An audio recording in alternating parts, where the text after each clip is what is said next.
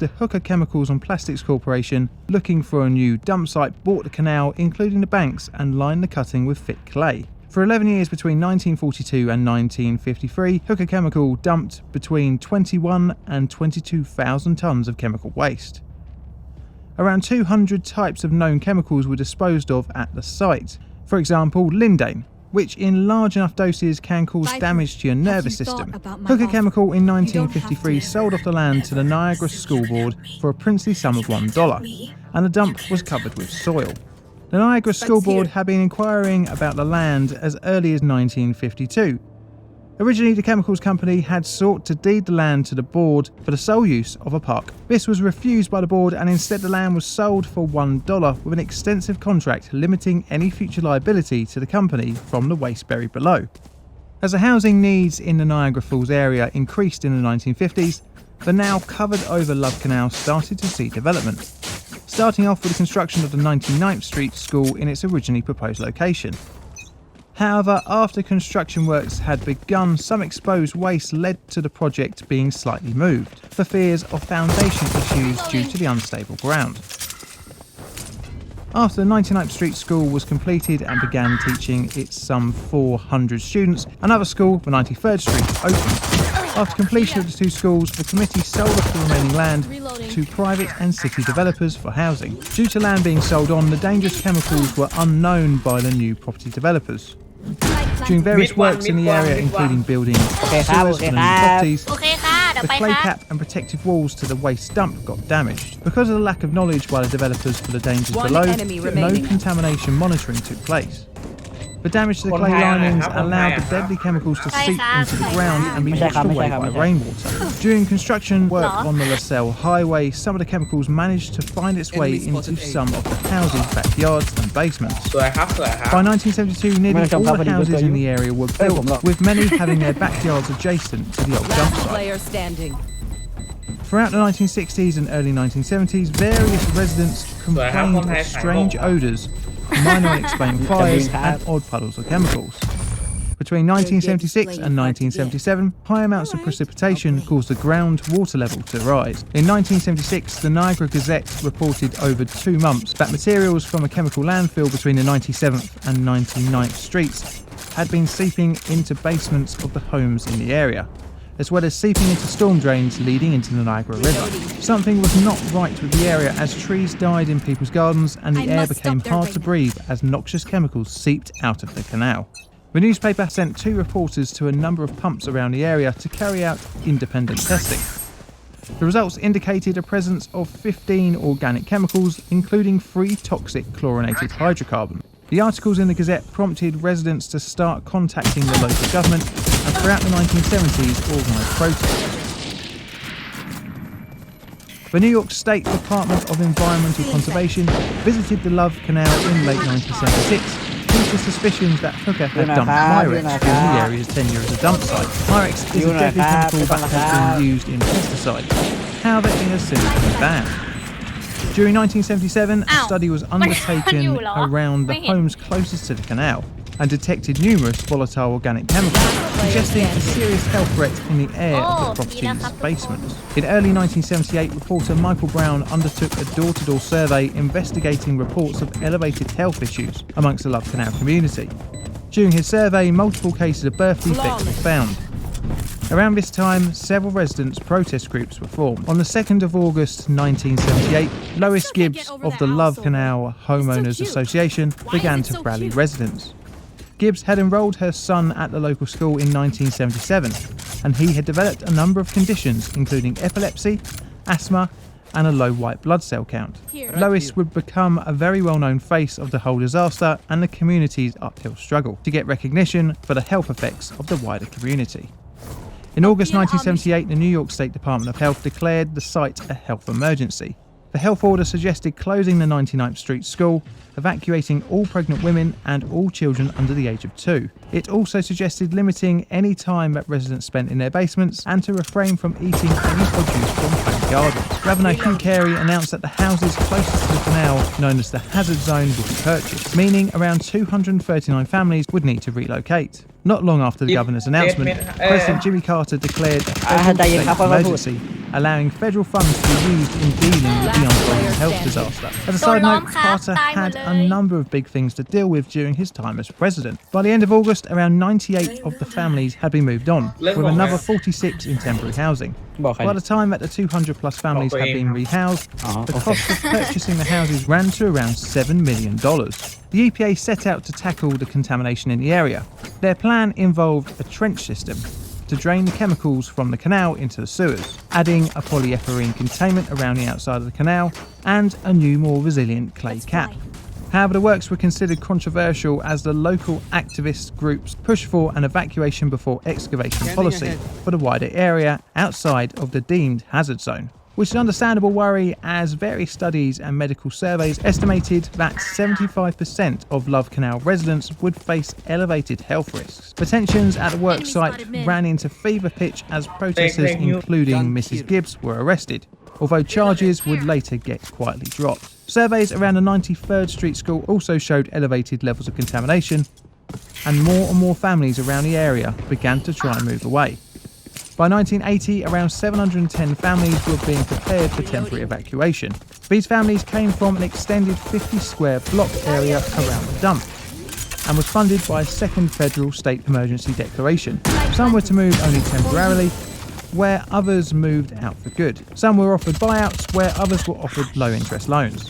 Also in 1980, the US government passed the Comprehensive Environmental Response, Compensation and Liability Act, better known as the Superfund Act. One part of the new act was that it could be retroactive. This meant that any company responsible for an environmental disaster could be held liable for cleanup of the waste, even though it followed US laws when disposing of it. This would bring Hooker Chemical back into the picture. However, it had been sold in the late 1960s to Occidental Petroleum, and this would get expensive. For the next few years, the bought-out houses began to get knocked down as residents tearfully left the neighbourhood. 2 rings of houses immediately around the canal were condemned. However, it was unknown if any more houses were habitable. In 1982, the EPA confirmed that the properties outside of the initial 2 rings of houses would be habitable again. Around this time, the EPA found that the dioxin levels at the canal were 100,000 times the toxic level for lab animals. In 1984, Occidental settled with the residents a $20 million lump sum. The lawsuit had some 1,328 named residents. This worked out as $14,250 on average per resident. An additional $1 million was set aside for the fund. This was following the 1983 suit brought against the company from the government. The company would carry on paying out for years to come in the form of insurance and personal injury claims. For the remainder of the 1980s, further cleanup and remedial work would be carried out, including cleaning out the sewers and regular testing of air and soil samples. The Love Canal Area Revitalisation Agency was set up for redevelopment of the habitable areas north of the Love Canal, resulting in the new village, consisting of around 260 renovated homes. About 150 acres east of the canal were sold to commercial developers for light industrial uses. The health effects on the residents were drastic, with around 33% of those tested in 1979 had chromosomal damage. Higher than the national average were reported of low birth weight children, as well as higher birth defect rates, and sadly higher miscarriage rate. Reports of high white cell blood counts, a precursor to leukemia, were also linked to the disaster. After 20 years of cleanup efforts, estimated at around $400 million, the EPA delisted the canal in 2004 from the Superfund list, although it was largely symbolic as the area continues to be monitored. After a 16-year court battle, Occidental agreed to pay $129 million to the government for cleanup. In a total, around 950 families were affected at the Love Canal disaster. Thank you for watching. I hope you enjoyed the video. If you'd like to support the channel financially, you can from $1 per creation on Patreon.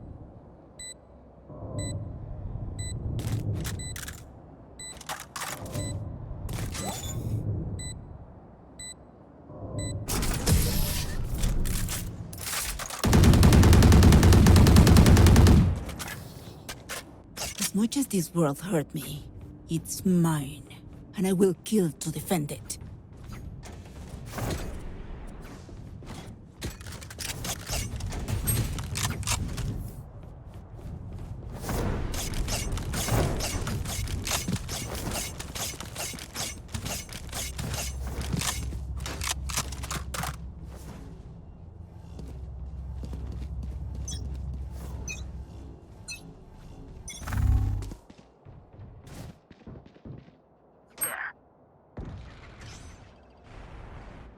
Spike's here. I have the spike. Watch this! Good attempt.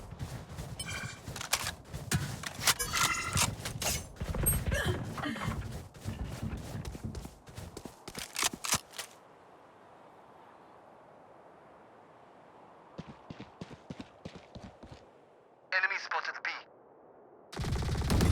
เซตโลครับเซตโล Your duty is not over. I must record this feeling. Spike carrier killed. เสร็จโลเสร็จ Spike โล down A. One enemy remaining.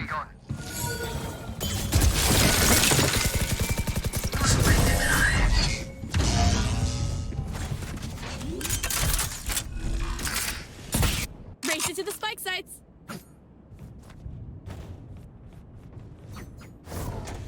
Need a drop. Thank you.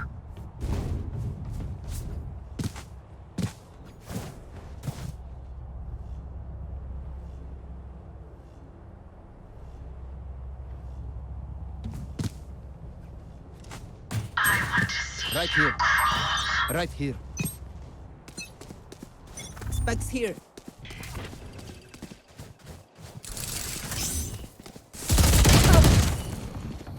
I have the spike.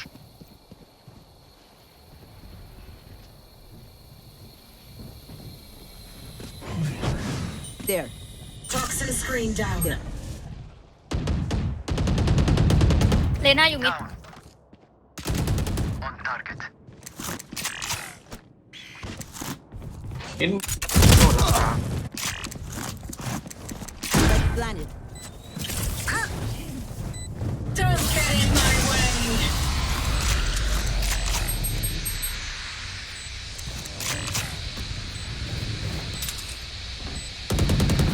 Enemy killed. หม่งจ้า ตายหาเลย One enemy remaining. Kill my allies.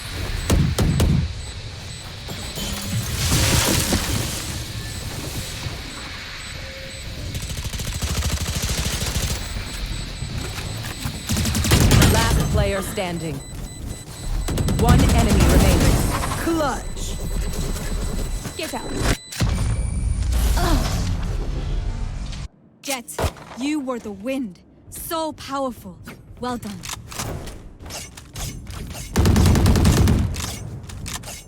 Spike's here.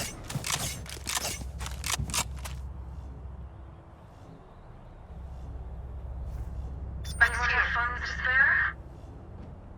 ต้องการเวนดอลครับพี่ชาย Come into the unknown. โอ้ยอยากได้ไอออนแตงกะลากะริ้วครับ Spike แม่ down. ครับแม่ครับ ขอบคุณค่ะ Revealing area. I have the spike.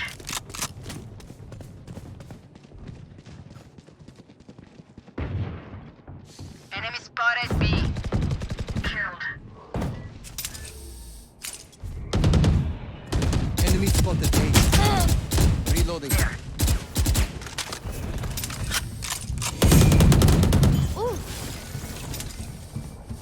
Reloading. The hunt begins.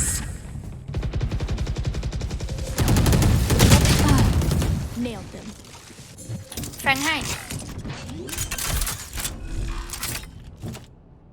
Spike planted. Enemy in the factory spawn. Scanning ahead.